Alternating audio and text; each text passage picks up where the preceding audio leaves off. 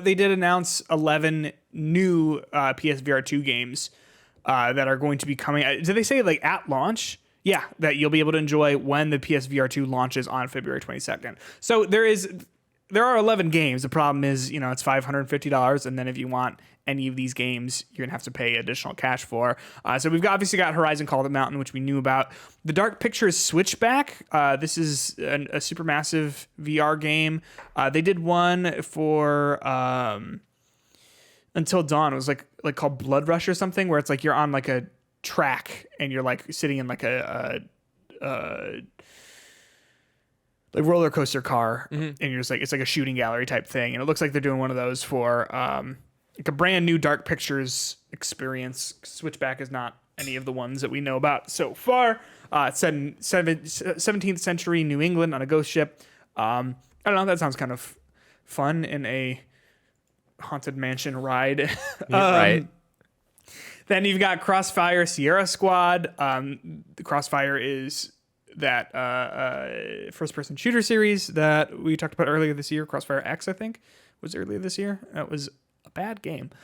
Then there is the Light Brigade, which I'm not super, I don't know a whole lot about this. This is a single-player rogue-like experience filled with immersive gunplay and moody mystery. Ooh, you know me and my moody mysteries. Justin, if I know anything about you, it's that you love moody mysteries. Oh, yeah, it's dangerous. You got Cities VR Enhanced Edition, so if you want to do the city stuff in VR, to be honest, that one sounds kind of cool. I would give that a shot. I mean, I would probably give all these a shot if I had this the PSVR 2, but like doing the city builder thing, I think in VR would be pretty cool. Depending on the price. I guess that's super fair. Then we've got Cosmonius High. Very easy to say video game. It is a single player alien adventure. Players take the role of Prismy, a rare alien species that can adapt to any situation. They crash land into a school, and then there's like, I guess I don't know. It's like you go into a high school is what it is. Okay. I do feel like some days there are aliens who have invaded my school, so maybe this is like actually my story. Justin, who knows? This could be Cosmonius High, the Justin Makovich story. I mean, maybe Maybe you could be like a DLC chapter where they're like in your class. Rendered in 4K, and everyone's going to be like, dude, throw shit away. So messy. And like to get you distracted, you have to like eat oranges in the back. And then just squirt ketchup in the garbage cans. Yeah. I guess so. Anyway, another game here is Hello Neighbor Search and Rescue. Hello Neighbor is a video game that like has taken children by storm. Do you know what I mean? You know what I'm saying? Like it is like very popular with the kiddos. Yeah, it just really gets them like used to like knocking on their neighbors' doors and like bugging strangers. Doesn't he like kidnap you? I don't know. Like I didn't play it. I just know that it exists. But it's a Hello Neighbor game for VR, which sounds like a lot. Then you got Jurassic World Aftermath Collection. I guess I don't know what like is Jurassic World Aftermath.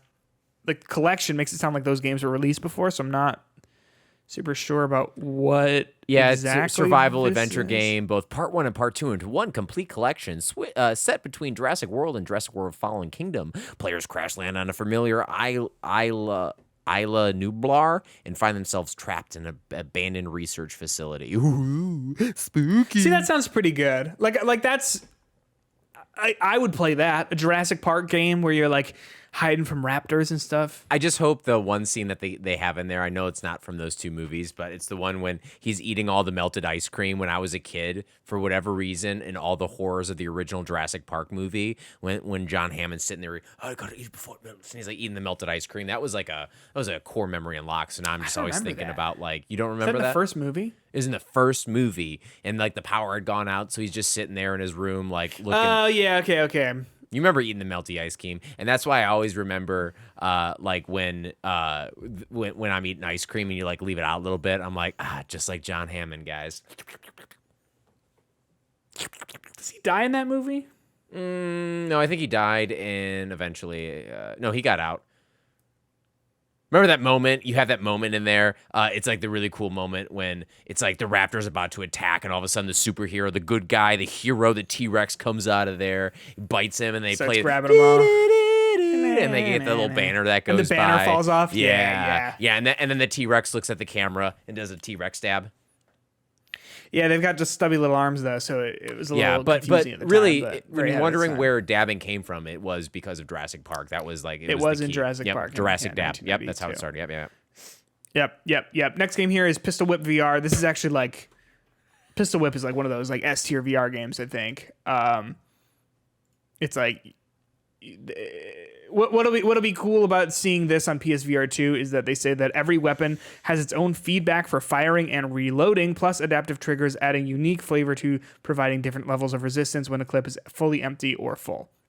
So that seems interesting. I'd play that. There's Zenith: The Last City, which is also a video game. This is a previously released game that will be coming in. It looks like it's an RPG sort of thing.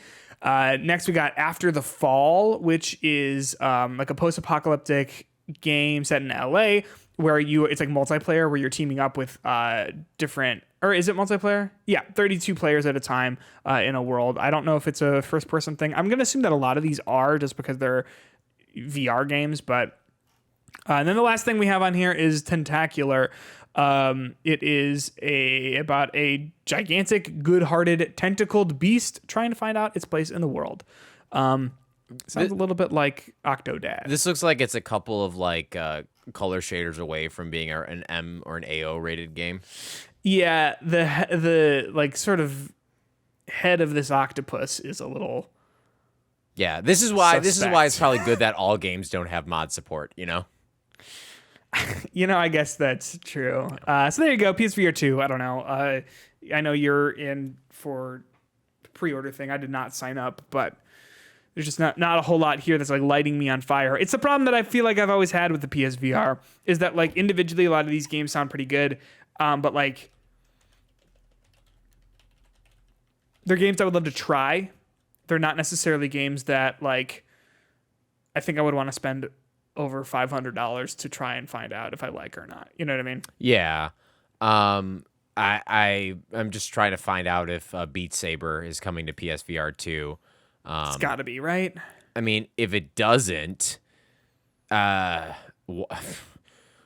the one game I need in my life. I mean, got the Green Day pack. Do I have to buy all my packs again? Ooh, the Green Day pack. What kind of tunes are on that one? Green Day music. Well, no, I figured. I guess I meant specifically. It doesn't matter.